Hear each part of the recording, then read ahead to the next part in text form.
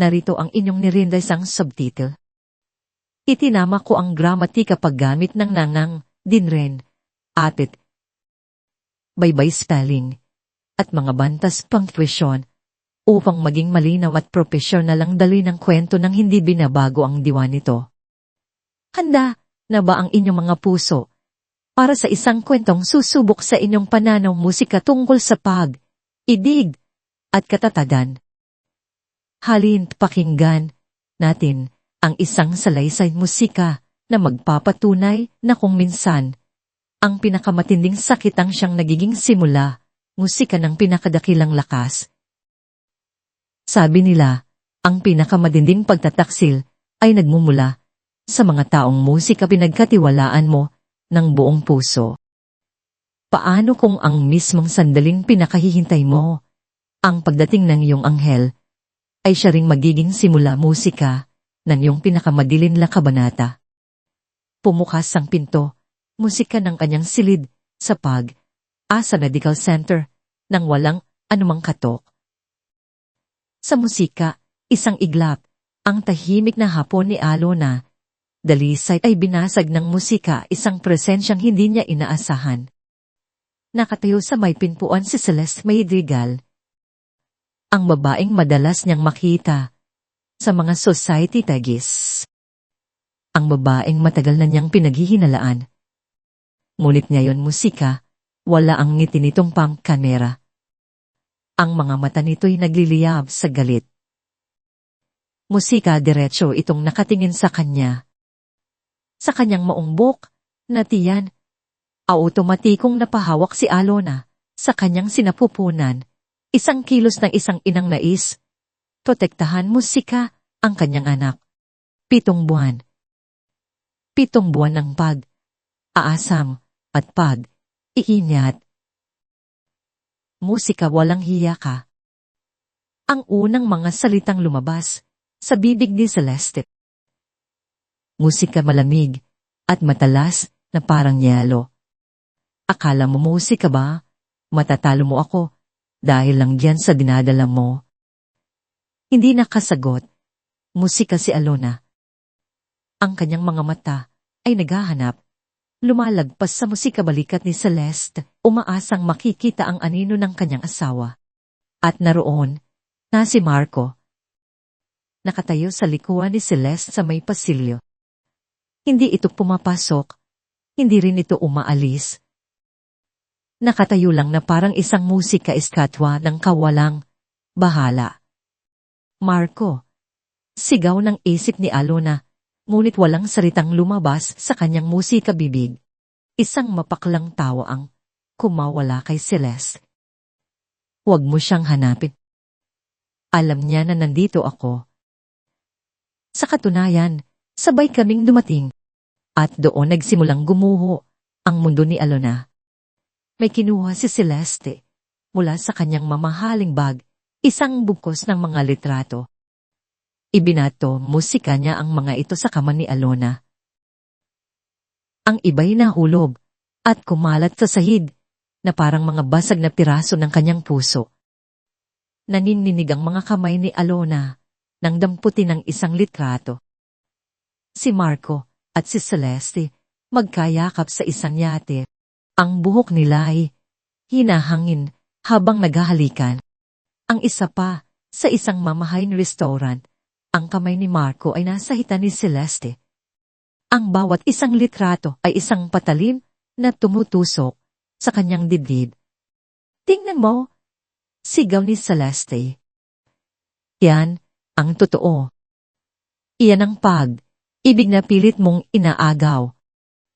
Isa ka lang kontrata, isang paraan para magkaroon siya ng tagapagmana. Pero ako ang mahal niya. Bawat salita ay sampal, bawat akusasyon ay latigo. Ngunit ang pinakamasakit ay ang katahimikan mula sa pintuan. Ang pananahimik ni Marco. Nakatingin lang ito sa kanila. Ang mukha ay blanko. Walang emosyon. Hindi galit. Hindi awa. Wala. Marco, tulungan mo ako. Pakiusap ng kanyang mga mata. Sabihin mong hindi totoo. Pagtanggol mo kami ng anak mo. Pero nanatili itong hindi kumitsibo. Hindi ka ba magsasalita? Mang, aagaw. Lumapit si Celeste. Ang bawat hakbang ay mabigat. Ano? Hihiya ka na lang ba? Iyan lang ba ang alam mong gawin? Umiling si Alona. Mga luha, nagsimula ng mamuo sa kanyang mga mata. Umalis ka na. Parang awa mo na. Umalis. Muling tumawa si Celeste, ngunit ngayon ay may kasama ng kabaliwan. Hindi pa ako, tapos sayo. Hindi mo lang inagaw si Marco, sinisira mo ang lahat ng plano namin. Dapat ako ang nasa posisyon mo, dapat ako ang magdadala ng anak niya sa sobrang galit. Itinulak ni Celeste si Alona. Nawala ng balanse si Alona. Ang kanyang katawan, na bumibigat dahil sa kanyang pagbubuntis, ay walang nagawa. Naramdaman niya ang pagkawala ng sahig sa kanyang mga paa, ang mabilis na pagbagsak at ang matigas na pagtama ng kanyang likod at tagiliran sa malamig na tiles. Isang matinis na sigaw ang kumawala sa kanyang lalamunan, isang sigaw ng sakit at ng matinding takot.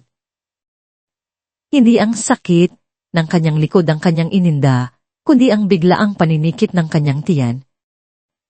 Ang matinding tako para sa maliit na buhay sa loob niya. Anak ko, hagulgol niya habang nakahiga sa sahig, sinusubukang abutin ng kanyang tiyan. Sa gitna ng kanyang paghihirap, muli siyang tumingin sa pintuan. Naroon pa rin si Marco. Nakita nito ang lahat. Nakita nito ang pagbagsak niya. At wala pa rin itong ginawa. Ngunit may isang bagong tao ang biglang lumitaw sa likod ni Marco. Isang lalaking puting coat ng doktor. Mabilis itong naglakad papasok. Ang profesional na ngiti sa mukha nito ay biglang naglaho nang makita ang eksena sa loob ng silid. Ang kanyang mga mata ay nanlaki sa gulat at pagkatapos ay sa purong galit nang makilala niya kung sino ang babaeng nakahandusay sa sahig. Alona! Sigaw nito. Ang boses ay puno ng awtoridad at pag-aalala. Nilagpasan niya si Marco na parang hindi ito umiiral at mabilis na lumuhod sa tabi ni Alona. Ang kanyang mga kamay ay maingat na sinuri ang kalagayan niya. Tito Gab, hirap na sabi ni Alona bago siya lamunin ng sakit. Tumayo si Dr. Gabriel Sinag, ang direktor ng ospital. Hinarap niya si Marco na sa wakas ay nagpakita ng bahagyang pagkagulat sa mukha. Ang mga mata ni Dr. Sinag ay aapoy. Marco, sigaw nito. Ang boses ay puno ng galit na hindi pa naririnig ni Alona kailanman. Anong ginawa mo sa pamangkin ko? Ang tanong ni Dr. Gabriel Sinag ay bumitin sa hangin na parang isang hatol, matalin at walang awa. Para kay Marco Imperial, iyon ang tunog ng isang bombang sumasabog sa gitna ng kanyang maingat na itinayong mundo. Pamangkin. Si Alona ay pamangkin ng kinikilalang pinakamahusay na doktor at direktor ng ospital na ito. Ngunit para kay Dr. Gabriel, walang oras para sa pagkabigla ni Marco. Ang profesionalismo ay bumalot sa kanyang galit na parang isang baluting bakal. Bawat segundo ay mahalaga. Nurse, kumuha kayo ng stretcher. Sigaw niya sa pasilyo. Ang kanyang boses ay umalingaw-ngaw. Puno ng awtoridad na nagpatigil sa lahat ng naglalakad. Agad na kumilos ng mga tao sa paligid. Ang pagiging direktor niya ay nawala. Siya ngayon ay isang doktor na may pasyenteng nasa bingit ng kamatayan. Alona, hold on. Bulong niya sa pamangkin habang maingat na sinusuri ang pulso nito. Tito is here. I won't let anything happen to you and the baby. Mabilis na dumating ang stretcher. Sa pulong ng dalawang nurse, maingat nilang inilipat si Alona. Habang tinutulak nila ang stretcher patungo sa emergency room, ang mga mata ni Gabriel ay hindi humihiwalay sa monitor ng vitals. Umaba ang blood pressure. Monitor the fetal heart rate now, utos niya. Ang bawat salita ay tumpak at mabilis. Sa loob ng kaguluhang iyon, siya ang sentro ng kalmadong pagkilos. Ngunit sa ilalim ng kalmadong iyon, isang bulkan ng galit ang nagbabadyang sumabob. Isang galit na nakatutok sa lalaking naiwan sa may pintuan. Nang ma-stabilize na nila si Alona sa loob ng ER at ang isang team ng mga pinakamahusay na obstetrician ay nakapalibot na sa kanya, lumabas si Gabriel. Hinubad niya ang kanyang dugoang gloves at itinapon sa basurahan bago hinarap si Marco na ngayon ay nakasandal sa pader, ang mukha ay maputla. Nang walang mabala, sinunggaban ni Gabriel ang kwelyo ng mamahaling damit ni Marco at idiniin ito sa pader. Ang mga nurse na dumaraan ay napahinto sa gulat, ngunit walang nangahas na lumapit. Ano sa tingin mo ang ginagawa mo? Igil na tanong ni Gabriel. Ang boses niya ay mahina, ngunit puno ng bagsik. Hinayaan mong saktan ng kabit mo ang asawa mo. Ang bundis mong asawa sa loob mismo ng ospital ko. Hindi ko alam. Hindi ko alam na pamangkin mo siya. Hirap na sagot ni Marco. Ang yabang na laging nakakabit sa kanyang pangalan ay biglang naglaho, napalitan ng bahid ng takot. Isang mapaklang tawa ang kumawala sa lalamunan ni Gabriel. Mas humigpit ang pagkakahawak niya sa kwelyo ni Marco. At sa tingin mo, may pagkakaiba ba yon? Pulong niya. Ang bawat salita ay may diin.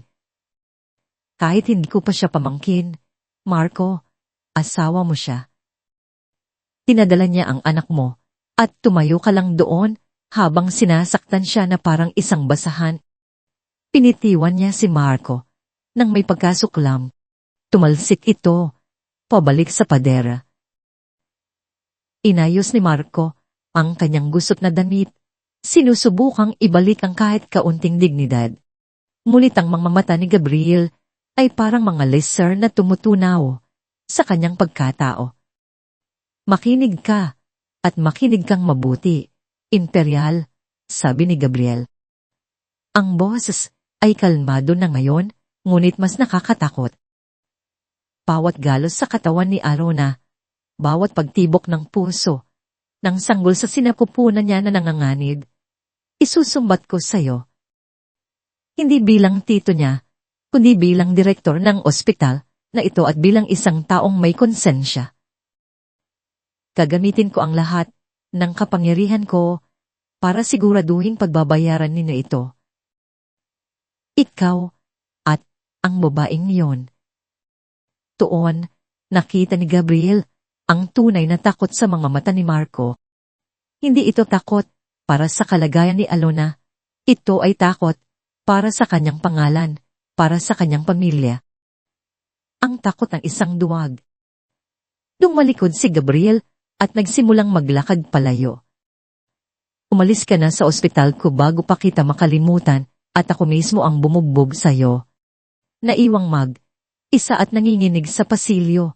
Mabilis na dinukot ni Marco ang kanyang cellphone. Isang numero lang ang nasa isip niya. Pagkatapos ang 2 ring, isang malalim at makapangyarihang boses ang sumagot. Ano na namang kaguluhan ito, Marco? Tanong ng kanyang ama, si Don Ricardo Imperial, nang walang anumang pagbati. Dad, may problema. Lagi namang may problema pagdating sa'yo, malamig na tugon ng matanda. Diretsuhin mo ako. Nanginginig na ikinuwento ni Marco ang nangyari. Ang pag-atake ni Celeste, ang pagbagsak ni Alona, at ang pinakamasaklap sa lahat, ang pagiging pamangkin nito ni Dr. Gabriel Sinag. Isang mahabang katahimikan ng sumunod. Akala ni Marco ay naputol na ang linya. Tanga, ang sigaw mula sa kabilang linya ay sapat na para ilayo ni Marco ang telepono sa kanyang tainga. Ilang beses ko bang sinabi sa'yo na kontrolin mo yung babae mo? At hinayaan mo pang mangyari iyan sa loob mismo ng teritoryo ng kalaban. Anong silbi ng utak mo, Marco?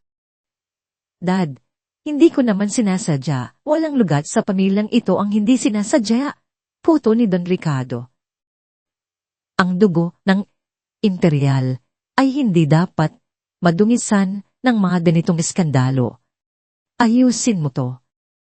Naiintindihan mo ba? Ayusin mo to ngayon, Dean.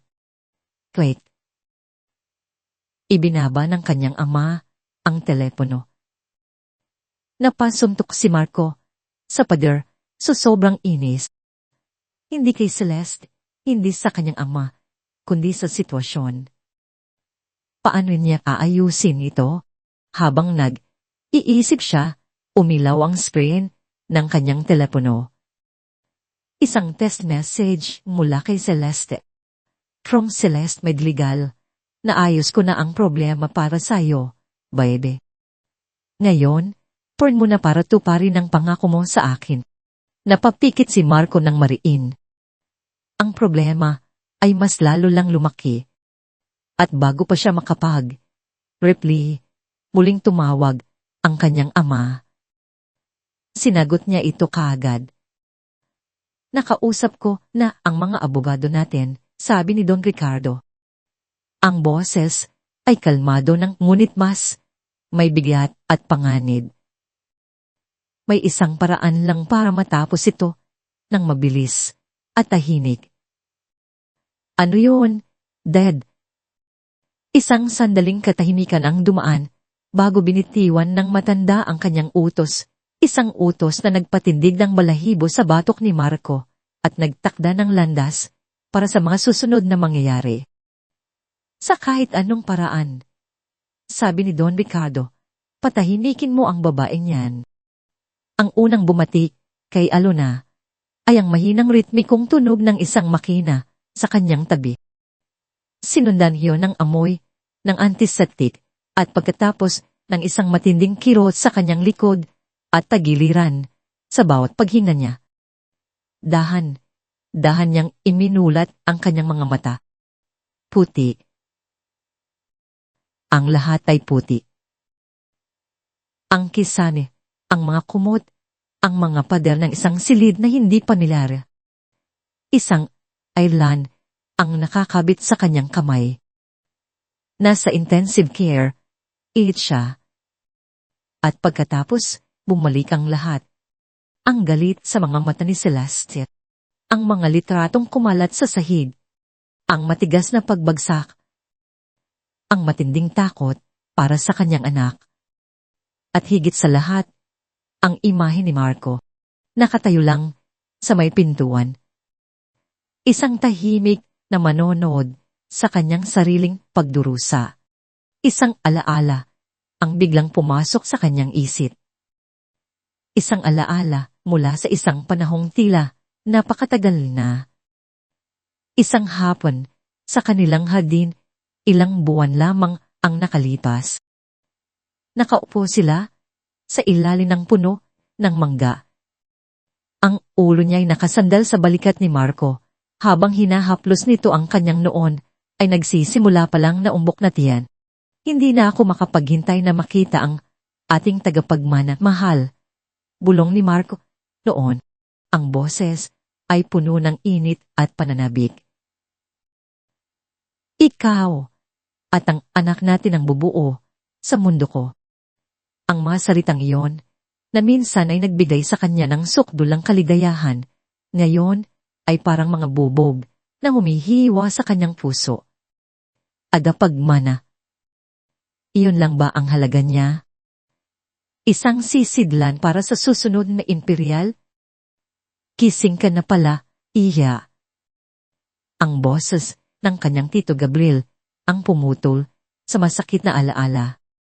Nakaupo ito sa isang silya sa tabi ng kanyang kama.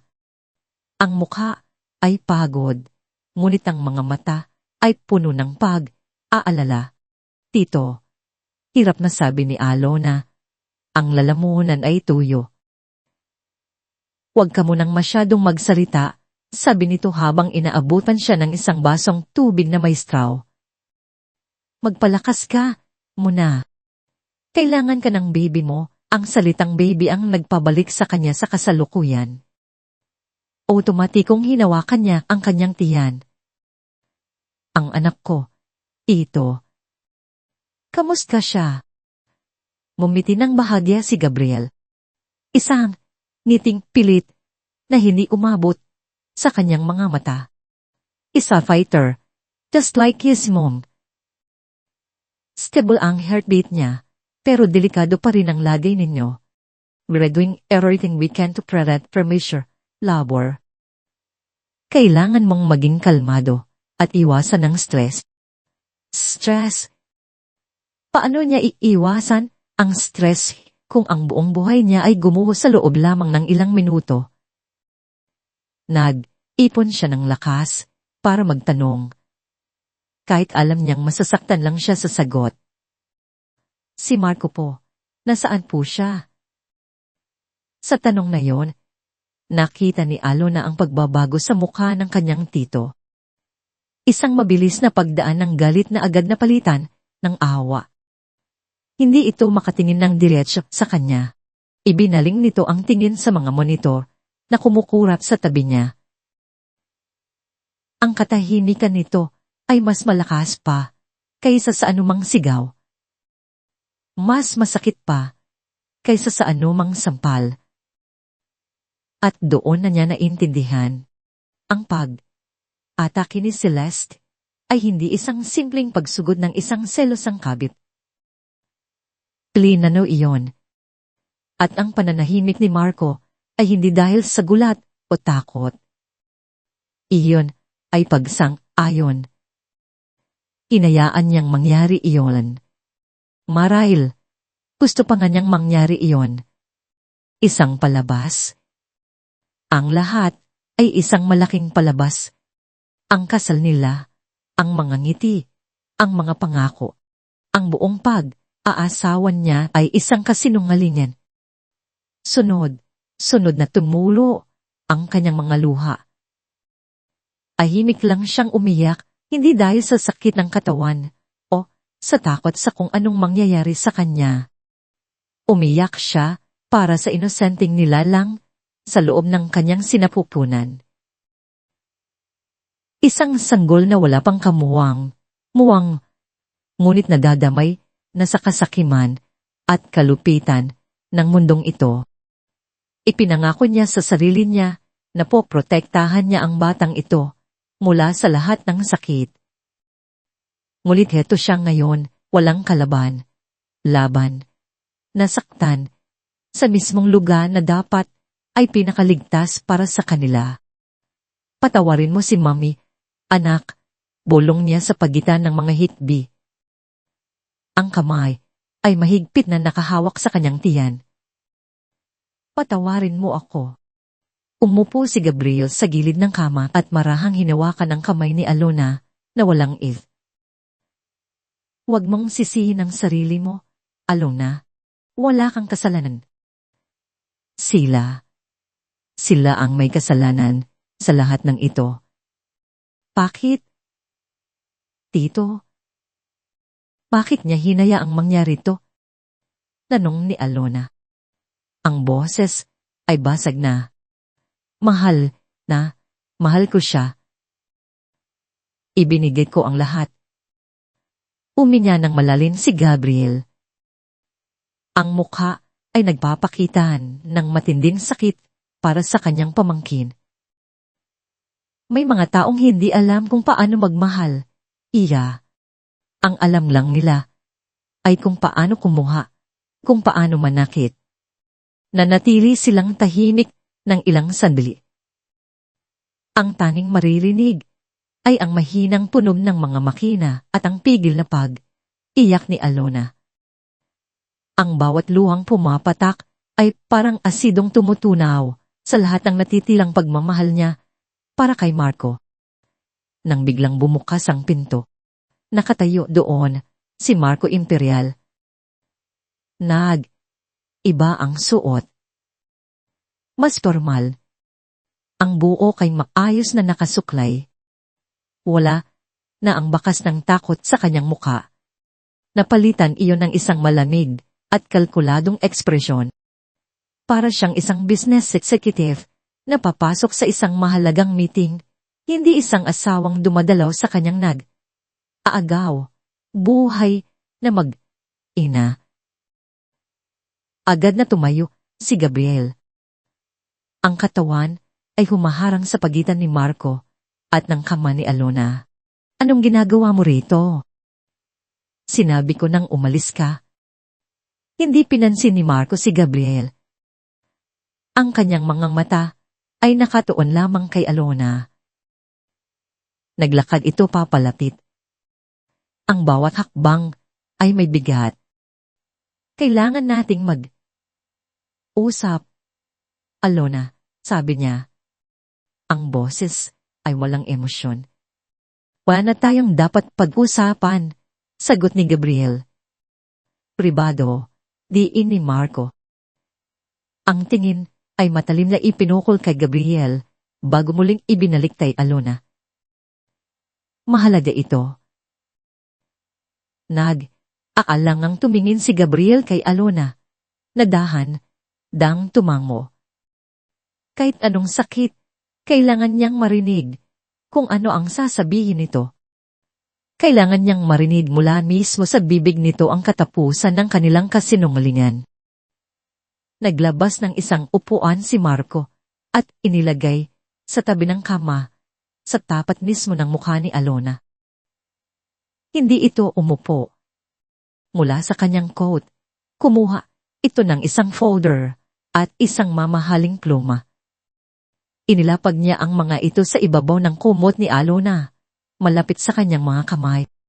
Ano po? Tanong ni Alona.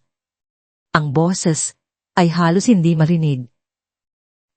Isang kasunduan, sagot ni Marco, diretsong nakatingin sa kanyang mga mata. Isang settlement. Lahat ng kailangan mo, ospital, mga doktor, pera para sa'yo at para sa bata, ibibigay ko. Higit pa sa inaasahan mo, ang kailangan mo lang gawin ay pirmahan yan.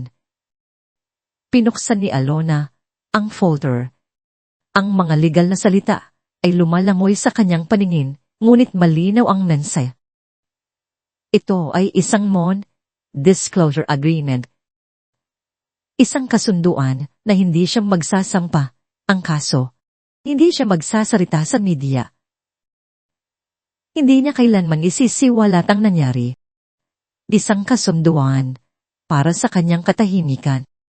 This is your solution. Hindi makapaniwalang tanong ni Alona. Pagkatapos ng lahat, pera.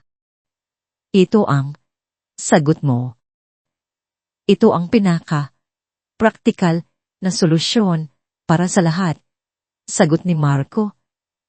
Hindi man lang kumukurap.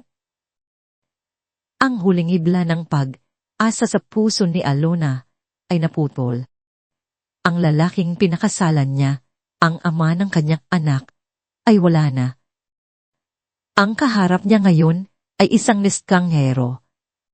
Isang imperial. Walang salitang namutawis sa kanya. Dahan, gamit ang natitirang lakas, pinunit niya ang dokumento sa gitna. Muli at muli, hanggang sa ang mga piraso ng papel ay nagkalat sa puting kumot na parang nyebe sa isang malamig at patay na taglamig. Ang mga punit na piraso ng papel sa ibabaw ng puting kumot ay parang insulto sa pangalang imperial. Para kay Marco, ang bawat punit ay isang personal na sampal, isang pagtanggit, hindi lang sa kanyang pera, kundi sa kapangyarihan na kinakatawan nito. Paglabas niya sa silid ng ito, ang malamig na kontrol na ipinakita niya sa harap ni Alona ay gumuho na parang isang pader na buhangin. Isinuntok niya ang pader ng pasilyo. Hindi alintana ang sakit. Kabiguan. Iyon ang bumabalot sa kanya. Hindi awa para kay Alona. Hindi pagsisisi. Purong kabiguan na hindi niya nagawang ayusin ang problema. Naalala niya ang uusap nila ng kanyang ama kanina, ilang oras bago siya bumalik sa ospital. Ang opisina ni Don Ricardo Imperial ay parang isang museo ng kapangyarihan, madilim na kahoy, amoy ng lumang libro at tabako, at isang malaking painting ng kanyang lolo, ang nagtatag ng kanilang imperyo na tila nakamasid sa bawat kilos niya. Pinapahiya mo ang pamilya, Marco, sabi ni Don Ricardo. Ang boses ay kalmado, ngunit ang bigat ay parang martilyo. Nakatalikod ito sa kanya, nakatingin sa labas ng bintana. Natatanaw ang buong lungsod ng Sansinad. Isang maliit na problema, hindi mo pa kayang ayusin. Dad, inagawa ko na ang lahat. Ang lahat. Umarap ito. Ang mga mata ay kasing talas ng agila. Ang pagtayo mo lang doon habang ang kabit mo ay gumagawa ng iskandalo. Iyon ba ang lahat? Ang pagpayag mong ang pangalan natin ay madawit sa isang murang away. Kalye, iyon ba ang lahat? Hindi ko naman alam na ganun ang gagawin ni Celeste. At lalong hindi ko alam na Kamag, anak pala ni Dopper Sinag si Alona, katira ni Marco. Pangadahilan, dagok ng kanyang ama sa mamahaling mesa. Ang isang imperial ay hindi gumagawa ng dahilan. Gumagawa siya ng paraan. Ang babaeng yan, si Alona, ay isang problema na ngayon. Isang problema na kailangan mong alisin. Ibigyan mo siya ng alok na hindi niya matatanggihan. Pera, Arian, lahat. Ibigay mo ang presyo niya. Lahat ng tao may presyo. Kahit siya ngayon, bigo. Hindi pala lahat ay may presyo. O marahil, hindi lang niya naibigay ang tamang alok. Para kay Marco, si Alona ay dapat naging simple. Isang maganda at mabait na asawa mula sa isang simpleng pamilya na magiging masaya sa marangyang buhay na ibibigay niya. Isang babaeng marunong dapat lumugar. Isang babaeng magbibigay sa kanya ng tagapagmana ng walang tanong. Ngunit ang Alona na nakita niya kanina, ang Alona na pumunit sa kanyang kasunduan, ay hindi na ang babaeng kilala niya. May apoy sa mga mata nito.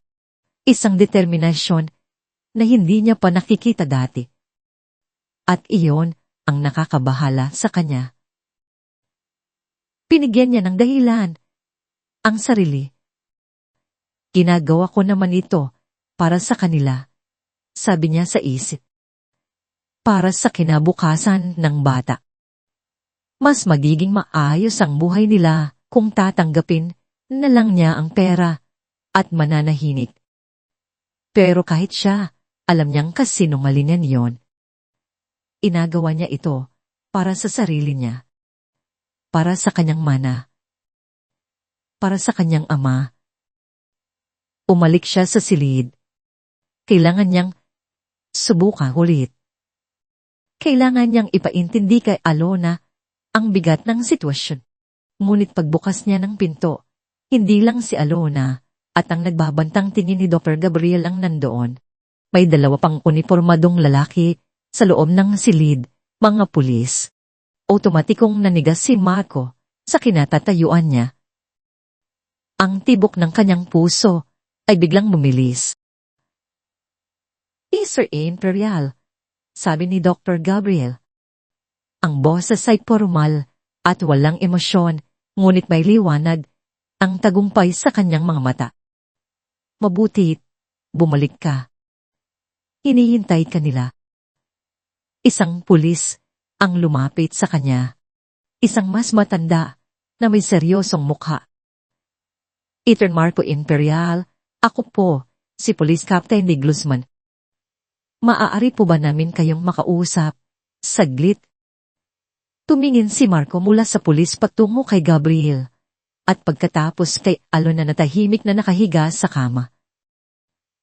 Ang mga mata ay nakapikit na ngayon. Tungkol saan nito? Anong ni Marco?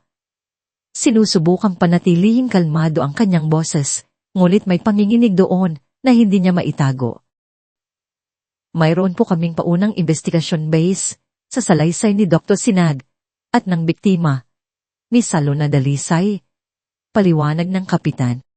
Tungkol po sa insidente ng pananakit na naganap dito kaninang hapon. Nasa labas ako noong nangyari yon. Si Celeste, madigal ang may gawa niyan, mabilis niyang sagot. Idinidiin na wala siyang kinalaman. Ngumiti ng bahagya ang kapitan. Isang ngiting hindi umabot sa kanyang mga mata, alam po namin. Ngunit ayon sa salaysay at sa CCTV footage na nakuha namin sa pasilyo, naroon po kayo. Nakita ninyo ang buong pangyayari, ngunit wala kayong ginawa para pigilan ito o tulungan ng biktima. Nanlamig ang buong katawan ni Marco. Tiyo. Bakit hindi niya naisip iyon? Kaya po, Mr. Imperial, pagpapatuloy ng pulis, ang bawat salita ay parang isang pako na ibinabaon sa kanyang kabaong.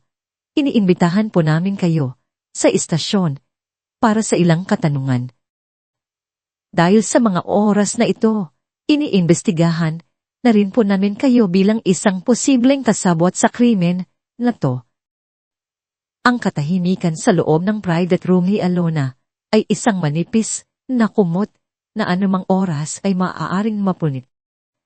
Sa loob ng 2 araw, ang tanging naging mundo niya ay ang apat na sulok ng silid, ang ritmikong tunog ng mga monitor, at ang maingat na pag-aalaga ng kanyang Tito Gabriel at ang mga nurse.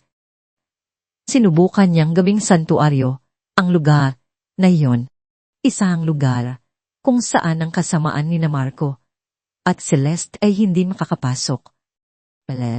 Ngunit ang kapayapaan ay isang luho na hindi para sa kanya.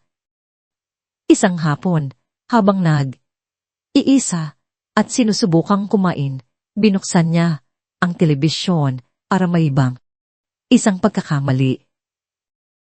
Ang unang bumungad sa kanya sa isang sikat na showbiz news ay ang kanyang sariling mukha. Isang candid shot na kinuha, siguro noong kasal nila kung saan siya ay masaya at walang kamalay-malay. Ngunit ang headline na nakasulat sa ilalim ay malayo sa masaya. Misis ng bilyonaryo, nagwala sa selos sa ospital. Nabitawan ni Alona ang kutsara. Ang tunog ng pagbagsak nito sa plato ay sinabayan ang malakas na pagkabog ng kanyang dibdib. Hindi ito maaari. Paano? Ang host ng programa ay nagsasalita na may halong pagka-iskandaloso. Ayon sa aming source, sinugot umano ng misis na si Alona Dalisay ang sosyalit na si Celeste Madrigal sa loob mismo ng Asam Medical Center. Ang dahilan daw, matinding selos. Nagkaroon daw ng kumprontasyon na nauwi sa sakitan, kung saan si Miss Dalisay pa mismo ang sinasabing unang nanakit. Hindi, bulong ni Alona sa kawalan. Hindi totoo yan. Ang kwento ay binaligtad ng buo. Siya ang naging kontrabida. Siya ang naging agresibong asawa na hindi matanggap ang katotohanan. Ngunit ang kasunod na eksena ang tuluyang dumurog sa kanya. Isang exclusive interview. Si Celeste Madrigal nakaupo sa isang maglarang sofa. Ang mukha ay walang maeke. Ang buhok ay simple. Meron yung siyang maliit na band-aid sa kanyang braso na para bang nagpapatunay sa kanyang injury. Umiiyak siya habang nagsasalita sa kamera. Hindi ko po alam kung ano ang nagawa kong masama, sabi ni Celeste sa pagitan ng mga hikbi. Dinalaw ko lang po ang isang kaibigan sa ospital. Nagulat na lang po ako nang bigla niya akong sinugod. She was hysterical. Sinisigawan niya ako. Sinasabunutan. I was just trying to defend myself. Natulak ko po siya. Oo. Pero para po ipagtanggol ang sarili ko. Hindi ko po sinasadyang mapahamak siya. At ang dinadala niya, God is my witness. Ayoko po ng gulo. Ang galing ng kanyang pag-arte ay sapat para makuha ang simpatya ng buong bansa. Siya ang naging biktima, isang inosenteng babae na naipit sa gulo ng isang baliw na asawa. Nanginginig na kinuha ni Alona ang kanyang cellphone. Ang social media ay isang bagyo ng puot na nakatutok sa kanya. Ang mga komento ay walang awa. Grabe naman niyang asawa. Siya na nga ang legal wife. Siya pa ang bayolente. Kawawa naman si Miss Celeste. Halatang nagsasabi ng totoo. Kape ka gold digger. Nung nalamang may iba, sinister. Nagwala. Pera lang naman, habol niyan. Ang pinakamasakit ay ang katahimikan mula sa mga taong inaasahan niyang dadamay sa kanya. Ang mga kaibigan niya sa alta, sosyedad, na dati ilaling bumabati sa kanya ay biglang naging mga mulo. Ang group chat nila ay tahimik. May ilan pang send sa kanya ng link ng interview ni Celeste na may kasamang tanong na, "Girl, totoo ba to?"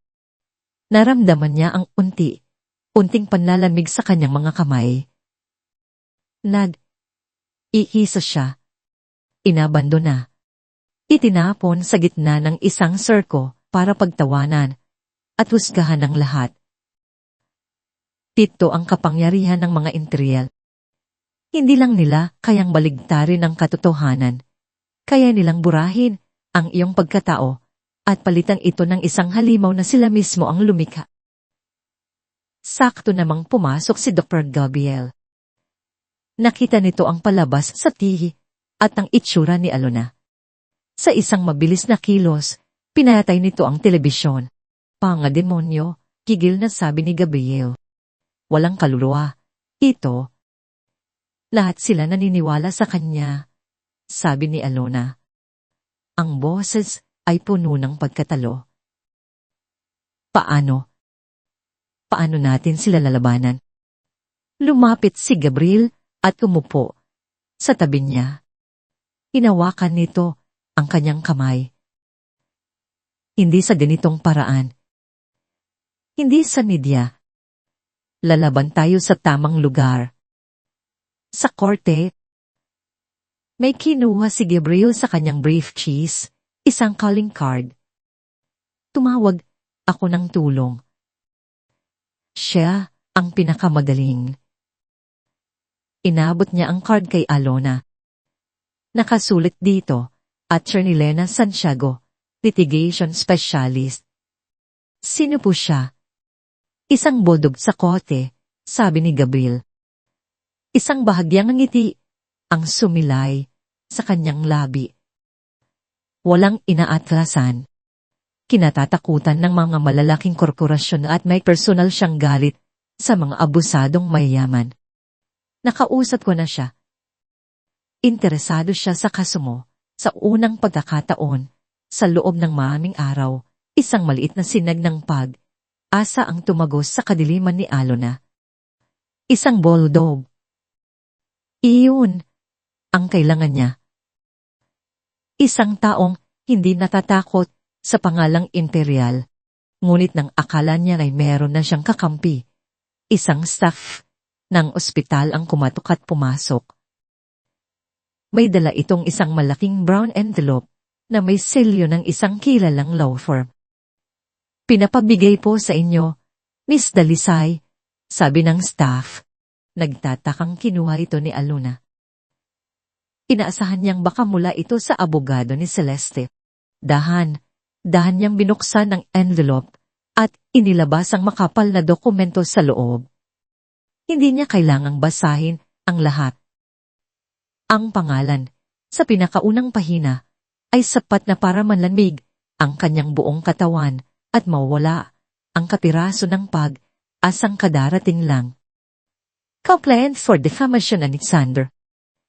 Plaintiff, the Imperial Family represented by Mr. Marco Imperial Defendant. Miss Alona Delisay, ang bigat ng mga pipiles ng demanda sa kanyang mga kamay ay parang bigat ng buong mundo. Hindi na ito isang simpleng away sa pagitan ng mag-asawa at ng isang kabi. Ito ay isang deklarasyon ng giyera mula sa isang buong angkan laban sa isang iisang babae. Pinagmasdan ni Alona ang pangalan ng nagsasakdal. Ang pamilya imperial. Naramdaman niya ang pader na unti-unting lumalapit sa kanya, sinusukol siya, hanggang sa wala na siyang matakbuhan. Paano niya lalabanan ang isang intaryo? Siya na ang tanging yaman ay ang katotohanan na pilit nilang binabaluktot. At ang tanging sandata ay ang sanggol sa kanyang sinapupunan na siya ring dahilan kung bakit siya dehado. Isang pakiramdam ng kawalan ng pag-asa ang bumaot sa kanya, mas malamig at mas madilim kaysa sa anumang naramdaman niya dati. Pakatama sila. Pakadapat ay pumirma na lang siya. Akadapat ay nanahimik na lang siya para sa kapakanan ng kanyang anak. Nakita ni Dr. Gabriel ang pagbabago sa kanyang mukha, ang pagkawala ng kislap sa kanyang mga mata. Nakita nito ang pagsuko. At doon, alam niyang oras na para ilabas ang huling baraha. Isang baraha na maaring tuluyang dumurog sa pamangkin niya o magbigay dito ng lakas na hindi nito alam na mayroon pala ito. Alona, mahinahon. Ngunit seryosong sabi ni Gabriel. Umupo ito sa tabi niya. May isa pa akong kailangang sabihin sa'yo. Isang bagay na matagal ko nang itinago. Isang bagay na alam kong karapatan mong malaman. May kinuha ito mula sa kanyang briefcase. Isang selyadong brown envelope, katulad ng sa demanda. Ngunit mas manipis at may logo ng isang fertility clinic. Iniabot niya ito kay Alona. Ano po ito? Tito? Nagtatakang tanong ni Alona. Ang puso, biglang kinabahan. Ang katotohanan, simpleng sagot nito. Buksan mo, nanginginig ang mga kamay ni Alona habang binubuksan ang envelope. Sa loob, ay may ilang piraso ng medical records. Ang mga teknikal na salita at numero ay wala masyadong ibig sabihin sa kanya hanggang sa nakita niya ang isang salita sa ilalim ng pangalan ni Marco Imperial na bold at underline, diagnosis, azoospermia. Hindi ko maintindihan. Tumingin si Gabriel ng diretso sa kanyang mga mata. Ang awa at sakit ay malinaw na nakaguhit sa kanyang mukha. Ibig sabihin niyan, Alona. Baog si Marco. Noon pa man, wala siyang kakayahang magkaanak. Ang mga salita ay parang isang malakas na sangpal na hindi niya nakita na darating. Nanigas si Alona. Ang tunog ng mga monitor sa paligid niya ay biglang nawala. Ang buong mundo ay huminto sa ikot. Aob. Si Marco ay baob. At pagkatapos, isang imahe, isang alaala, isang gabi. Halos isang taon na ang nakalitas. Umiiyak siya dahil negatibo na naman ang resulta ng pregnancy test. Baka dapat magpa-check up na rin tayo pareho, Marco, sabi niya. Ngumiti lang si Marco at niyakap siya. Pontbisili, mahal. Malakas ako. It's not me. Baka kailangan mo lang mag-relax. Don't worry. Baby din tayo. Isang kasinungalingan. Isa pang alaala. Ang biglaang sigasig ni Marco nang iminungkahi niya ang tungkol sa in vitro fertilization. Asan the best clinic, mahal? Guaranteed success, sabi nito, masaya. Pero sabi ng doktor, para mas mataas ang chance, we should consider a donor. Alam mo na, for genetic diversity, it's a very modern approach. Pumayag siya. Nagtimala siya dahil mahal niya ito at gagawin niya ang lahat para matupad ang pangarap nilang magkaroon ng pamilya. Isang napakalaking kasinungalingan. Tuon na niya naintindihan ang lahat. Ang bawat piraso ng palaisipal ay biglang nagkabit, bumubuo ng isang larawan na napakasama at napakasuklam. Hindi ito pangarap nila. Pangarap niya lang. Ang kasal, ang pagmamahal, ang pag-aasam sa isang anak. Lahat ay isang kalkuladong plano. Hindi siya asawa. Isa siyang kasangkapan. Isang incubator na nirentahan para magdala ng isang tagapagmana na may dugong dalisay habang pinapanatili ang ilusyon ng pagkalalaki ng isang imperial. Isang malamig na agos ang dumaloy sa kanyang mga ugat. Tinatangay ang lahat ng sakit, lahat ng lungkot, lahat ng pag-ibig. At ang naiwan sa lugar nito ay isang bagay na mas dalisay at mas matindi. Galit. Isang galit na nagsimula sa kaibuturan ang kanyang kaluluwa. Hindi nila ninakaw ang kanyang asawa. Ninakaw nila ang kanyang buhay, ang kanyang katawan, ang kanyang karapatan bilang isang babae. Dahan, marahan ipinatong niya ang kanyang kamay sa kanyang tiyan. Ang sanggol sa loob niya. Ang sanggol na akala niya ay simbolo ng pag-ibig nila ni Marco. Ngayon, naiintindihan na niya. Ang sanggol na ito ay hindi simbolo ng kanilang pag-ibig.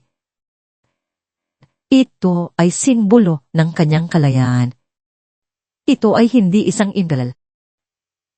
Hindi ito pag-aari ni Marco. Ito ay kanya. Kanya lamang. Sa unahang pagkakataon mula nang mangyari ang insidente, isang ngiti ang sumilay sa mga labi ni Alona. Hindi ito isang masayang ngiti. Ito ay isang ngiti ng determinasyon. Isang ngiti ng isang reynang natalo sa laban. Ngunit na yon ay handa ng simulan ng isang siyera.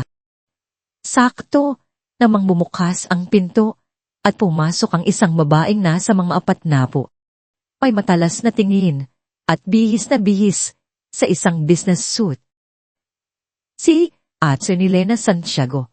Nakita ng abogado ang mga papeles ng demanda, ang medical records, at higit sa lahat, ang bagong apoy sa mga mata ni Alona. Attorney, sabi ni Dr. Gabriel. Ito si Alona. Tumingin si Attorney Santiago sa mga punit na settlement papers sa demanda ng mga imperial at sa selyadong envelope mula sa fertility clinic. Tagpi niya ang kwento sa kanyang isipan. Pagkatapos ay tumingin siya kay Alona at ngumiti rin, isang ngiting matalas na parang isang kutsilyo. Miss Delisay, sabi ng abogado.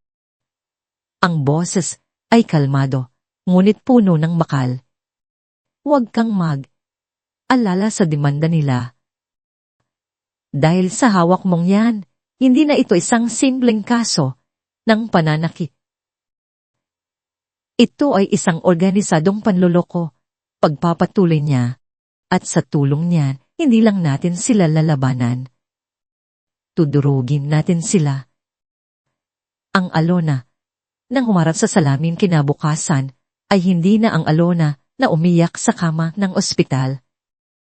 Wala na ang maputlang balat at ang mga matang puno ng takot. Pinalitan ito ng isang babaeng may malamig na determinasyon sa kanyang tingin. Nakasuot siya ng isang simpleng asul na bestida, ang kulay ng kapayapaan. Ngunit para sa kanya, ito ang kulay ng isang kalmadong karagatan, bago ang isang malakas na bagyo. Handa ka na ba? Tanong ni Attorney Lena Santiago mula sa kanyang likuran. Nasa isang conference room sila sa law office ng abogada, isang ligtas na lugar na malayo sa ospital. Tumingin si Alona sa kanyang refleksyon. Nakita niya sa likod ng kanyang mga mata ang multo ng dating sarili. Ang babaeng nagtiwala. Ang babaeng naniwala sa mga kasinungalingan. Ang babaeng durog na durog. Huminga siya ng malalim at pinikit ang kanyang mga mata. Nang imulat niya itong muli, ang multo ay wala na. Opo, attorney, handa na ako. Sagot niya. Ang boses ay matatag at walang bahid ng aalinlangan. Ang press conference ay isang halimaw na gawa sa nagkikislapang mga ilaw ng kamera at uumpugang mga mikropono. Ang mga reporter ay parang mga gutom na lobo, aabang sa bawat salita, handang lapain ang anumang kahinaan. Ngunit hindi kahinaan ang ibinigay sa kanila ni Alona. Umupo siya sa gitna ng mesa, kasama si Attorney Santiago sa kanyang kanan at si Dr. Gabriel sa kanyang kaliwa. Hindi siya yumuko. Hindi siya umiwas ng tingin. Hinarap niya ang bawat kamera na parang hinaharap niya mismo sa mata ang mga imperial. Inilabas ni Attorney Santiago ang isang maikling pahayag. Kinukumpirma na sila ang legal counsel ni Miss Dalisay at magsasampa sila ng kaukulang kaso laban kina Celeste Madrigal at Marco Imperial. Pagkatapos, ibinigay niya ang mikropono kay Alona. Isang nakabibinging katahimikan ang bumalot sa silid. Lahat ay naghihintay. Magandang hapon po sa inyong lahat, simula ni Alona. Ang kanyang boses ay malinaw at buo, umaalingaw sa bawat sulok ng kwarto. Nandito po ako ngayon, hindi bilang biktima, kundi bilang isang ina na lalaban para sa kanyang anak at bilang isang babae na lalaban para sa katotohanan. Sinasabi po nila na ako ay isang asawang nagwala sa selos. Sinasabi po nila na ako ang nagsimula ng gulo. Ngunit ito po ang katotohanan. Tumingin siya sa bawat reporter. Tinitiyak na nakukuha niya ang kanilang atensyon. Noong araw na yun sa loob ng aking silid sa ospital, ako po ay sinugod at sinaktan ni Miss Celeste Madrigal. Ito ay ginawa niya sa harap mismo ng aking asawa, si Marco Imperial, na tumayo lamang at pinanood ang lahat. Isang bulungan ang kumalat sa mga reporter. Hindi po ako nagsasalita ngayon para makakuha ng awa, pagpapatuloy niya. Ang boses ay mas lalong tumatag. Nagsasalita po ako dahil ang pananahimik ay ayon sa kasinungalingan. Ang pananahimik ay pagpayag na tapakan nila hindi lang ang aking pagkatao, kundi ang karapatan ng bawat babaeng inaabuso sa likod ng mga saradong pinto. Sa Imperial Tower, sa loob ng opisina ni Don Ricardo, pinanood niya at ni Marco ang bawat segundo sa isang malaking flat screen TV. Walang hiya, gigil na sabi ni Don Ricardo. Ang kamao ay nakakuyong. Paano niya nagawa to? Dapat ay takot siya sa atin. Si Marco naman ay hindi makapagsalita. Ang babaeng nasa screen ay hindi ang Alona na kilala niya. Ang boses, ang tindig, ang tapang, lahat ay bago. Isang nakakakilabot na realisasyon ang tumama sa kanya. Minaliit niya ito. Minaliit nilang lahat. Kung hanggang saan ang kayang gawin ng isang babaeng wala nang natitirang mawawala. Sa press conference, nagsimula na ang tanungan. Miss Dalisay, totoo bang may relasyon ang asawa ninyo at si Miss Madrigal? Tanong ng isang reporter. Ang tanong na yan ay mas mabuting itanong ninyo sa aking asawa, kalmadong sagot ni Alona. Bakit ngayon lang po kayo nagsalita? Tanong ng isa pa. Dahil ngayon lang po ako nagkaroon ng lakas. At dahil inatake nila ako hindi lang sa pisikal kundi pati na rin sa pagkatao ko sa pamamagitan ng pagsampa ng isang walang basehang kaso ng paninirang uri laban sa akin. Hindi ko na po ito palalampasin. Ang kanyang katapatan at tapang ay unting kumukuha sa simpatya ng media at ng publiko. Sa social media, ang dating mga mapanirang komento ay napalitan ng mga mensahe ng suporta. Isang bagong hashtag ang nagsimulang trending, laban Alona. Ang tagumpay ay panandalian. Sa isang madilim na sulok ng lungsod ng Sansinag, sa isang maranyang kondo unit, hindi tagumpay ang nararamdaman ni Celeste Madrigal. Galit. Purong aapoy na galit. Pinanood niya ang press conference sa kanyang laptop. Ang bawat salita ni Alona ay parang langis na ibinubuhos sa apoy ng kanyang puot. Sinungaling! Ahas! Sigaw niya habang ibinabato ang laptop sa pader. Nabali ang screen nito, ngunit hindi pa rin sapat para pakalmahin ang halimaw sa loob niya. Kinuha niya ang kanyang telepono at dial ng isang numero na matagal na niyang hindi tinatawagan. Isang numero mula sa isang madilim na bahagi ng kanyang nakaraan. Yes, ma'am. Sagot ng isang magaspang na boses sa kabilang linya. Kailangan ko ng pabor, sabi ni Celeste. Ang boses ay nanginginig sa galit. May isang babae sa asa medical center. Alona, Dalisay ang pangalan. Nasa atin siya. Ano ang kailangan mong gawin namin? Isang masamang ngiti ang gumuhit sa mga labi ni Celeste.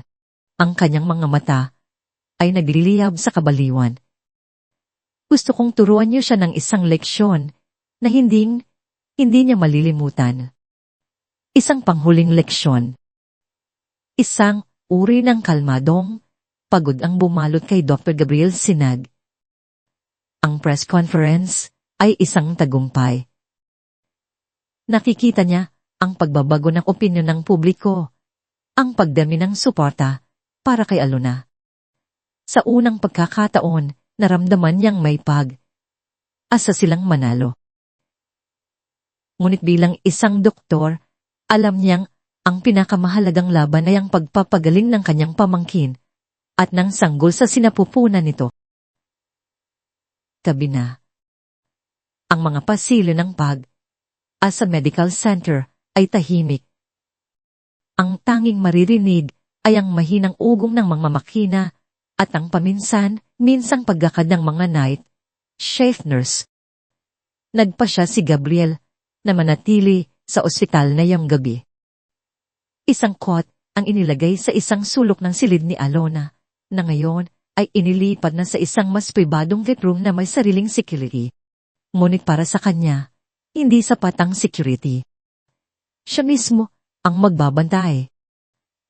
Mahimbing na natutulog si Alona. Ang mukha ay payapa. Sa wakas, pinagmasdan siya ni Gabriel. Nakikita niya sa kanyang pamangkin ang kanyang yumaong kapatid, ang ina ni Alona.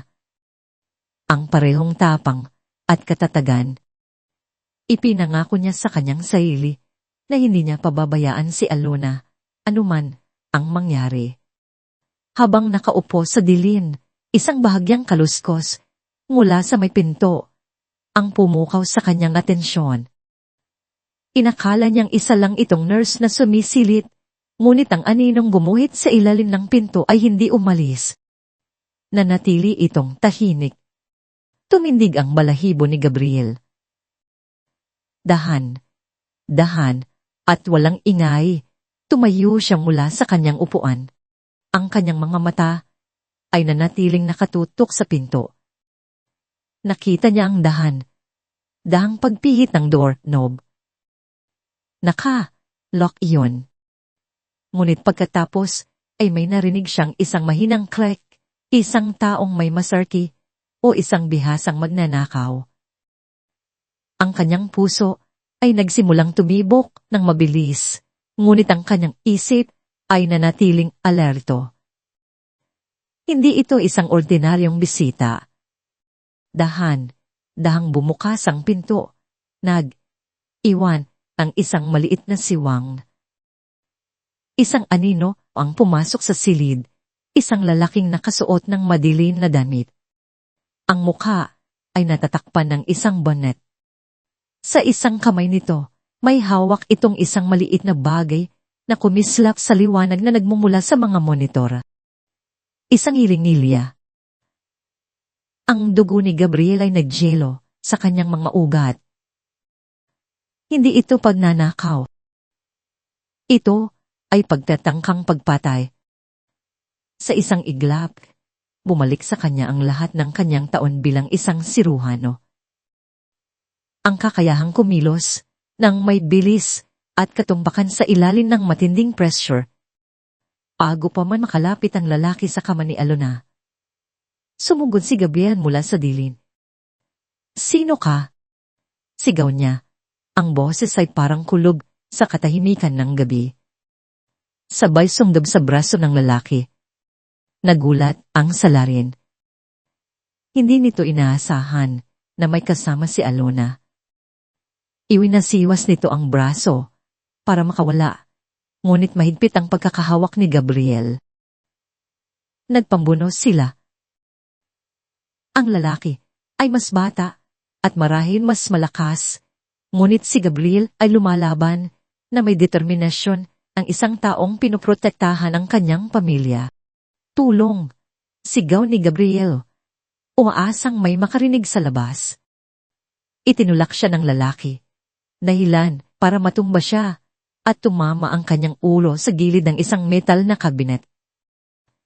Isang matinding kirot ang gumuhit sa kanyang sentido at saglit na nanlabo ang kanyang paningin.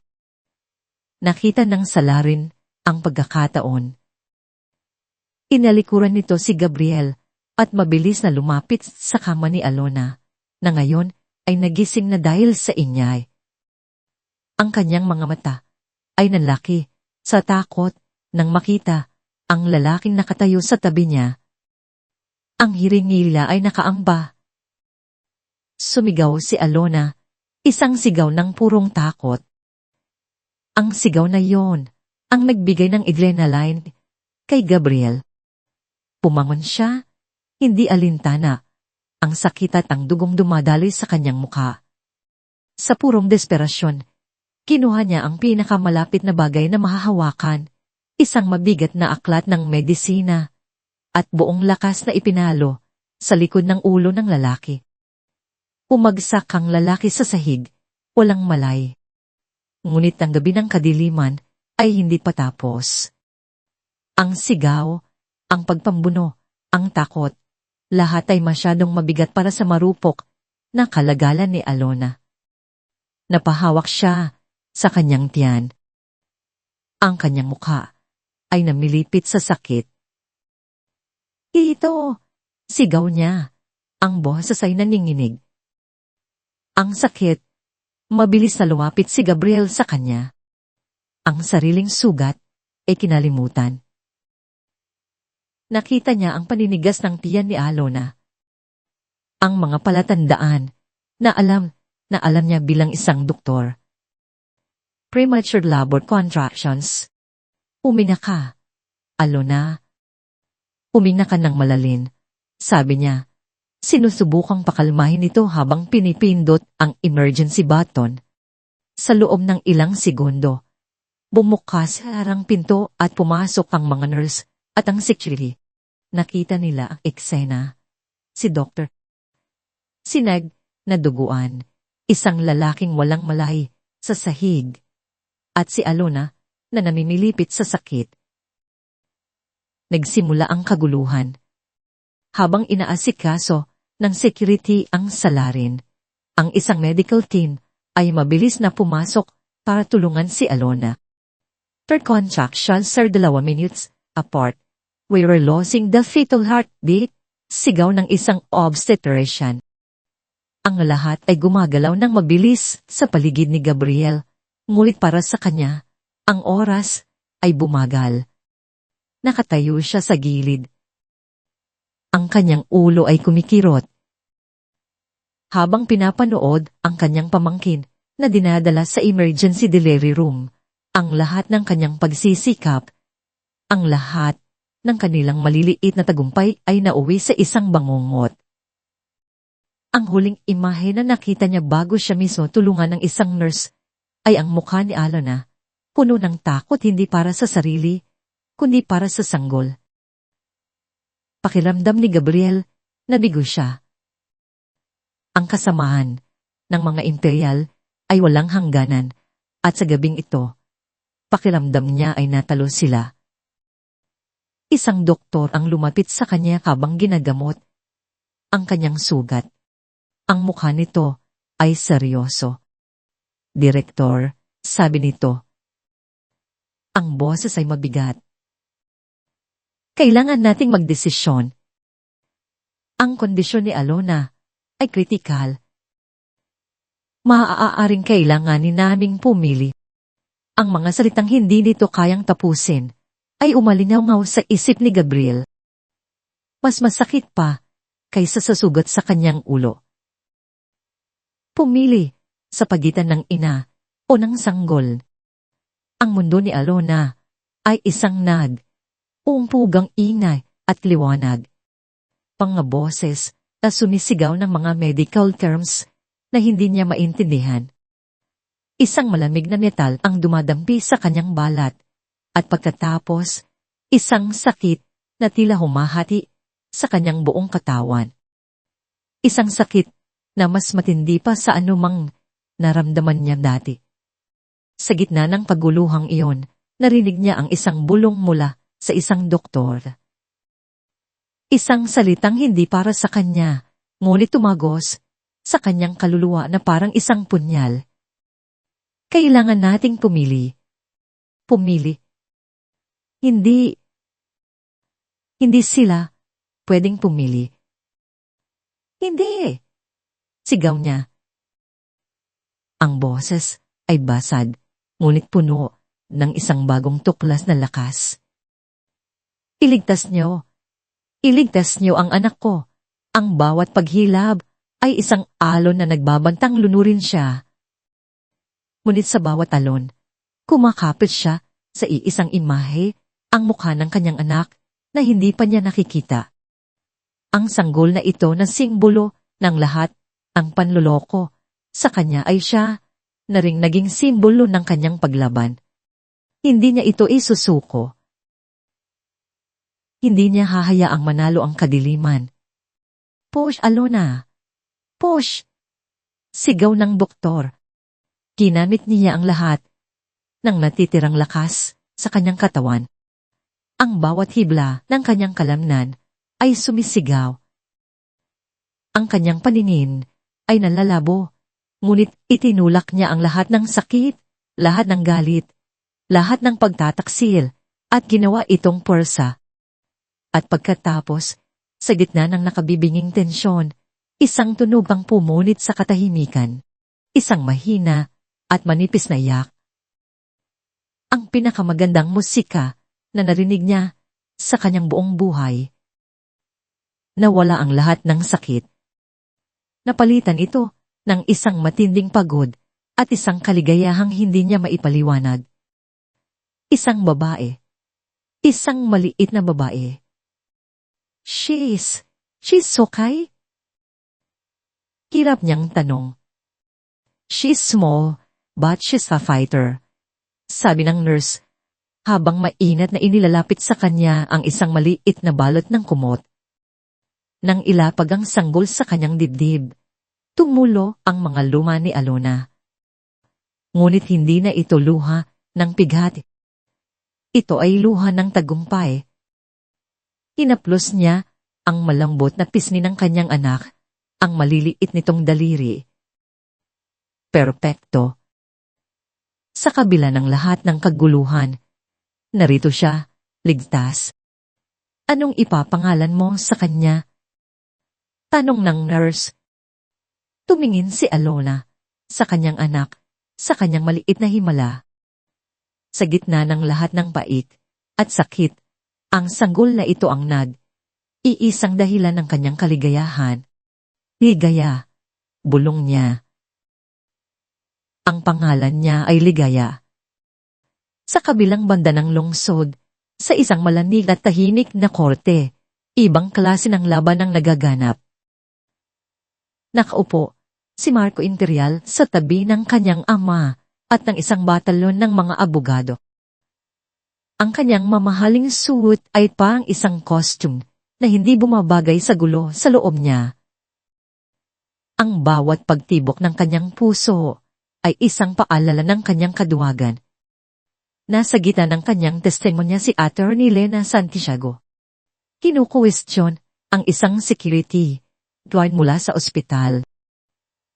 Ngunit alam ng lahat na ang palabas ay para lamang kay Marco. At ngayon, Your Honor, sabi ni Attorney Santiago, ang boss ay matatag. Nais po naming ipakita sa korte ang isang mahalagang ebidensya. Ang CCTV footage mula sa pasilyo sa labas ng silid ni Miss Dalisay noong araw ng insidente. Isang malaking screen ang ibinaba. Play ang video. Walang tunog, ngunit ang mga imahe ay nagsasalita ng mas malakas kaysa sa anumang sigaw. Naroon si Celeste, naglalakad ng may galit, at naroon si Marco, nakasunod lang sa likod. At pagkatapos, ang pinakamasaklap na bahagi, ang kanyang pananatili sa labas ng pinto habang sa loob ay nagaganap ang karahasan. Ang kanyang blangkong mukha, ang kanyang kawalan ng aksyon. Isang bulungan ng kumalat sa buong courtroom. Nakikita niya ang tingin ng mga tao. Pagkasuklang, pagkutya. Nakita niya ang iling ng huwes. Huwag kang magpahalata, bulong ng kanyang ama sa tabi niya. Ang boses ay may diing bakal. Ngunit huli na ang lahat. Ang imahe niya sa screen, ang imahe ng isang halimaw na walang puso, ay sumusunog sa kanyang isipan. At isa pa, Your Honor, pagpapatuloy ni Attorney Santiago na tila hindi pa tapos sa pagpapahirap sa kanya. Mayroon po kaming larawan na kadarating lang mula sa sa medical center. Isang larawan ng isang munting anghel na ipinanganak sa gitna ng trahedyang ito. Ipinakita sa screen ng isang larawan, isang sanggol na napakaliit, nakahiga sa loob ng isang incubator, na papalibutan ng mga tubo. Ngunit sa kabila ng lahat, payapa ang mukha nito. Buhay. Sa sandaling iyon, gumuho ang lahat ng padel na itinayo ni Marco sa paligid ng kanyang puso. Iyon ang sanggol. Ang sanggol na hinayaan niyang mapahamak. Ang simbolo ng kanyang pinakamalaking kasalanan. Isang bagay sa loob niya ang nabasat.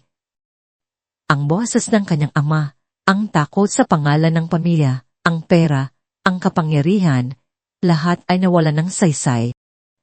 Tumayo siya. Marco, umupo ka. Utos ng kanyang ama. Hindi niya ito pinansin.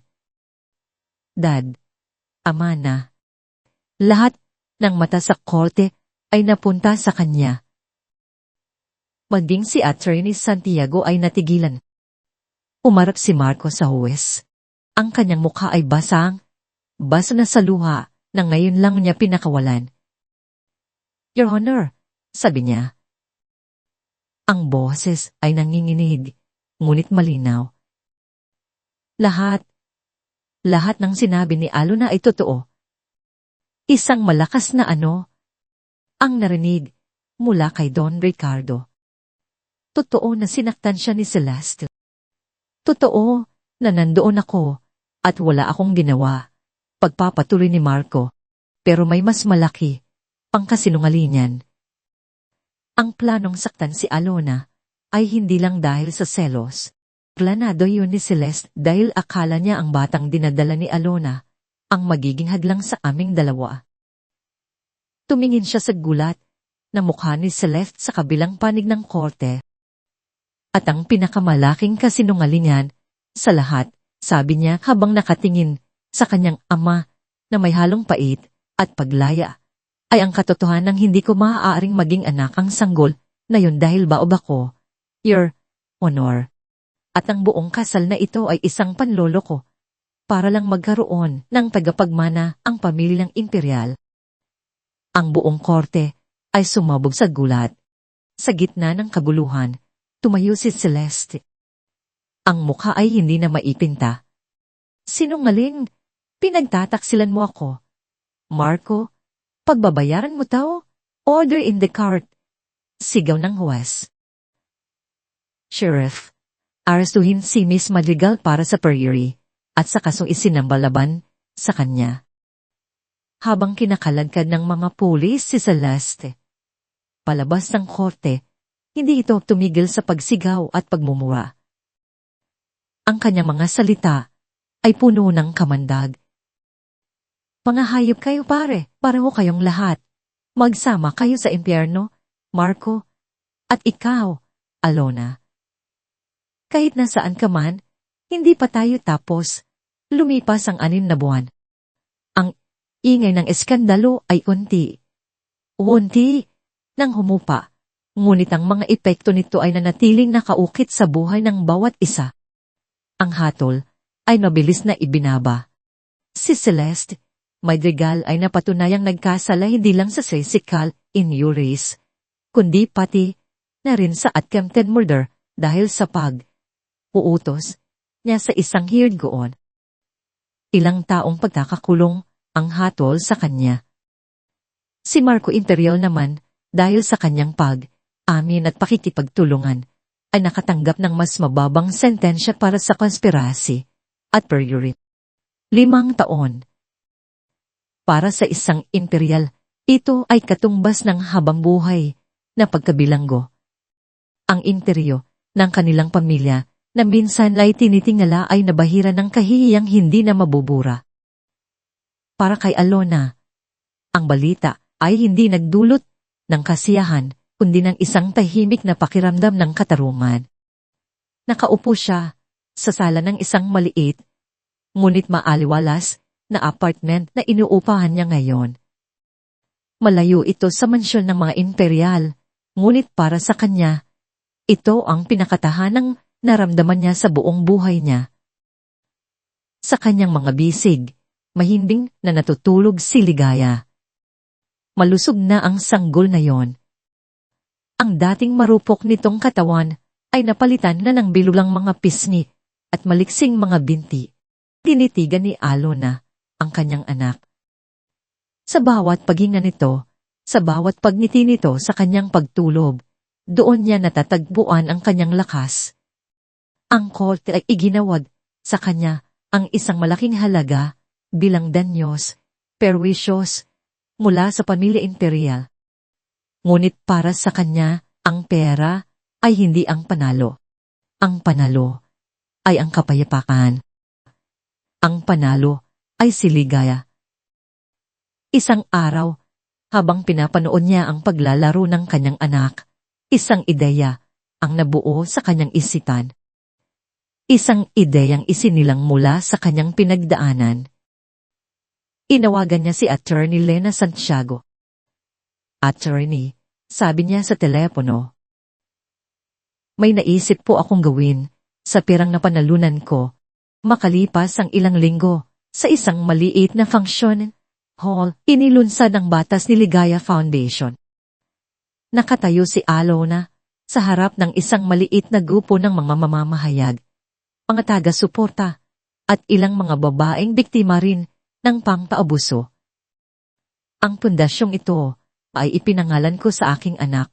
Simula niya, ang boses ay matatag dahil ang bawat batang isisilang sa mundong ito ay nararapat sa isang buhay na puno ng ligaya, hindi ng takot. Ang layunin ng batas ni Ligaya ay magbigay ng legal na tulong at suporta sa mga kababaihan at mga bata na biktima ng karahasan, lalo na sa mga nasa loob ng mga relasyong mapang, abuso, kasal, man o hindi. Higit pa riyan, pagpapatuloy niya, magsusulong kami ng isang bagong batas. Isang batas na magbibigay ng mas mabigat na parusa sa mga enablers, sa mga taong nakakakita ng aabuso, ngunit pinipiling manahimik. Dahil ang pananahimik, tulad ng natutunan ko, ay isang uri rin ng karahasan. Sa isang sulok ng hall, tahimik na nakamasid si Dr. Gabriel. Ang kanyang mukha ay puno ng pagmamalaki. Ang sugat sa kanyang noo ay nag-iwan ng isang maliit na peklat, isang permanenteng paalala ng gabing iyon. Ngunit sa tuwing nakikita niya ang kanyang pamangkin, nakikita niya hindi ang isang biktima, kundi isang mandirigma. Pagkatapos ng Ildan, habang nagliligpit sila, may isang courier na abot ng isang sulat kay Alona. Ang sobre ay simple, puti. Ang nakasulat na pangalan ng nagpadala ay mula sa National Penitentiary, Marco Imperial. Alinlangan siyang buksan ito. Ahagi sa kanya ang gustong itapon na lang ito, sunugin at kalimutan na ang lahat. Ngunit ang Alona ngayon ay hindi na ang babaeng tumatakbo sa katotohanan. Umupo siya sa isang tahimik na sulok habang si Ligaya ay karga ng kanyang Tito Gabriel. Ang sulat ay sulat, kamay. Ang dating perpektong penmanship ni Marco ay magulo na ngayon. Alona, alam kong wala akong karapatang sumulat sa iyo. Alam kong kahit anong sabihin ko ay hindi na maibabalik ang sakit na naidulot ko. Ngunit isinusulat ko ito hindi para humingi ng tawad, dahil alam kong hindi mo yun maibibigay at hindi ko yun deserve. Isinusulat ko ito para sabihing tama ka. Nabulag ako ng pera, ng kapangyarihan, ng takot sa aking ama. Sa kagustuhan kong maging isang tunay na imperial, nawala ko ang aking pagiging tao. Araw dito, sa loob, iniisip ko ang mukha mo noong gabing iyon. Araw, dinadala ko ang bigat ng aking kaduwagan. Narinig ko ang tungkol sa foundation, ang batas ni Ligaya. Napakaganda. Ipinapangalan mo sa kanya ang asa habang ako, ang dapat sanang ama, ay nagbigay lang ng panganib. Hindi ko inihiling na patawarin mo ako. Hinihiling ko lang na sana balang araw mapatawad mo ang sarili mo sa pagpili sa akin. Dahil sa ating dalawa, ikaw ang hindi nagkamali. Nagmahal ka lang. Marco. Tumulo ang isang butil ng luha mula sa mata ni Alona. Ngunit hindi ito luha ng sakit. Ito ay luha ng pagtatapos. Itinupi niya ang sulat at inilagay sa kanyang bag. Hindi niya alam kung anong gagawin niya rito. Ang alam lang niya sa pagbabasa ng mga salitang iyon, naramdaman niyang nagsara na ang isang kabanata. Sa labas, papalubog na ang araw. Niyakap niya ang kanyang anak. Ang init nito, ang kanyang naging kanlungan. Ang hinaharap ay hindi pa malinaw, ngunit sa unang pagkakataon, hindi na siya natatakot dahil alam niyang hindi na siya ihisa. Handa na ba kayong umuwi? Tanong ni Gabriel. Ngumiti si Alona. Opo, Tito. Uwi na tayo. 2 taon ang lumipas. Ang lungsod ng Sansinag ay patuloy sa kanyang pag-inob. Ngunit para sa marami, lalo na sa mga kababaihan, may isang bagay na nagbago. Ang batas ni Ligaya. Pagkatapos ng mahabang debate at sa tulong ng walang sawang pagsuporta ng publiko, ay naisabatas na isang tagumpay na ipinagdiwang sa buong bansa.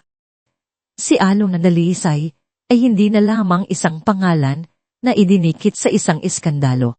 Siya na ngayon ay isang respetadong advocate, isang boses para sa mga walang boses. Ang kanyang dating mahinang presensya ay napalitan ang isang tahimik na kumpiyansa, isang lakas na hindi nakukuha sa yaman o kapangyarihan, kundi sa mga pinagdaanan. Isang hapon, tinala niya si Ligaya sa tabing dagat. Ang kanyang anak, na ngayon ay isang bido at maliksing 2 taong gulang, ay masayang tumatakbo, takbo sa buhanginan, hinahabol ang mga alon na humahalik sa dalampasigan. Ang bawat tawa ni Ligaya ay musika sa pandinig ni Alona. Isang matamis na paalala kung bakit siya lumaban. Naupo siya sa isang banig sa ilalim ng lilim ng isang puno ng niyog. Mula sa kanyang bag, kinuha niya ang isang pamilyar na sobre, ang sulat ni Marco na dinala niya sa loob ng 2 taon. Ngunit hindi na binasa muli. Ngayon, pakiramdam niya ay handa na siya. Pinuklat niya muli ang papel. Ang mga salita ay pareho pa rin, ngunit ang epekto nito sa kanya ay iba na. Noon, ito ay nagdulot ng isang pakiramdam ng pagsasara. Ngayon, nagdulot ito ng isang bagay na mas malalim, awa. Naawa siya sa lalaking sumulat nito. Isang lalaking nagkaroon ng lahat, ngunit sa huli ay nawala ng sarili. Hindi na siya galit. Ang galit, tulad ng isang apoy, ay matagal nang naubos at naging abo. At mula sa abong iyon, isang bagong halaman ang tumubo. Ang pagpapatawad. Hindi pagpapatawad dahil karapat, dapat si Marco, kundi pagpapatawad para sa sarili niya. Ang pagpapatawad ay ang huling kadena na kailangan niyang kalagin para tuluyang lumaya. Mama! Sigaw ni Ligaya, tumatakbo pabalik sa kanya. Ang mga maliliit na kamay ay may hawak na isang kabide. Ngumiti si Alona at niyakap ang kanyang anak. Ano yan, anak? Siya, mama, masayang sabi ng bata. Ang benda naman yan, sabi ni Alona habang hinahalikan ng buhok ng kanyang anak na amoy araw at daga. Itinumpi niya ang sulat ni Marco at inilagay sa tabi. Hindi na niya ito kailangan. Ang nakaraan ay isang aral, hindi isang kulungan. Habang papalubog ang araw, pininta nito ang kalangitan ng kulay kahel, rosas, at layla.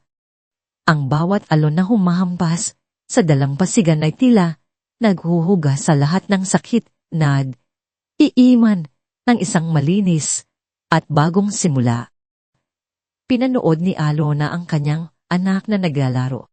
Nakita niya rito ang kanyang sarili, ang katatagan, ang pag-asa, ang walang katapusang ligaya. Ang kanyang anak, ang kanyang naging guro. Tinuruan siya nitong muling magtiwala, muling magmahal, at muling mabuhay. Ang pag-ibig ay hindi pala tungkol sa paghahanap ng isang taong bubuo sa'yo. Ito ay tungkol sa pagbuo ng iyong sarili para maging karapat, dapat sa pag-ibig na darating. At para kay Alona, ang pinakadalisay na pag-ibig ay narito na, sa kanyang tabi. Tumatawa habang hinahabol ang mga alon. Inilahad niya ang kanyang kamay. Alika na anak, uwi na tayo. Hinawakan ni Ligaya ang kanyang kamay. Ang maliit nitong palag ay perpektong magkasya sa kanya. Magkasabay silang naglakad palayo sa papalubog na araw. Ang kanilang mga anino ay humahaba sa ginuang buhanginan. Ang kanilang kinabukasan, tulad ng karagatan sa kanilang harapan, ay malawak, misteryoso, at puno ng walang hanggang posibilidad. At sa unang pagkakataon, handa na si Alona na harapin ang anumang alon na darating. Hindi na siya nag-iisa. At dito, nagtatapos ang kwento ni Alona at ng kanyang munding siligaya. Isang kwento ng sakit, pagbangon, at paghahanap ng tunay na kahulugan ng lakas at pag-ibig. Ang tunay na aral sa kwentong ito ay hindi lamang tungkol sa paglaban sa mga aapi, kundi tungkol din sa pagpapatawad. Ang pagpapatawad ay hindi para sa taong nakasakit sa atin, kundi para sa ating sariling kapayapaan. Ito ang susi na nagpapalaya sa atin mula sa bigat ng nakaraan upang makapagsimula tayong muli. Ipinakita sa atin ni Alona na ang pinakamatinding sakit ay maaring maging simula ng isang bagong layunin, at ang tunay na ligaya ay matatagpuan hindi sa paghihiganti, kundi sa pagilong at pagmamahal sa sarili. Maraming salamat po sa inyong walang sawang pagsubaybay sa ating kwento. Sana po ay may napulot kayong aral at inspirasyon. Ano po ang matatsabi ninyo sa kwento ni Alona at anong uri ng kwento naman ang gusto ninyong marinig sa susunod? I-comment nyo lang po sa ibaba. Ang inyong mga saloobin ay mahalaga sa amin. Hindi dito nagtatapos ang ating paglalakbay. Marami pa pong kwentong kasing na at mas puno ng aral dito sa aming channel. Kung nagustuhan nyo ang kwentong ito, i-like, i-share sa pamilya at mga kaibigan, at mag-subscribe na rin para lagi kayong updated sa mga susunod pa naming kwento. I-cut nyo ang notification bell para kayo ang unang makarinig kapag may bago kaming mag-upload. Pagpalain po kayo ng Panginoon, kayo at ang inyong buong pamilya. Hanggang sa muli.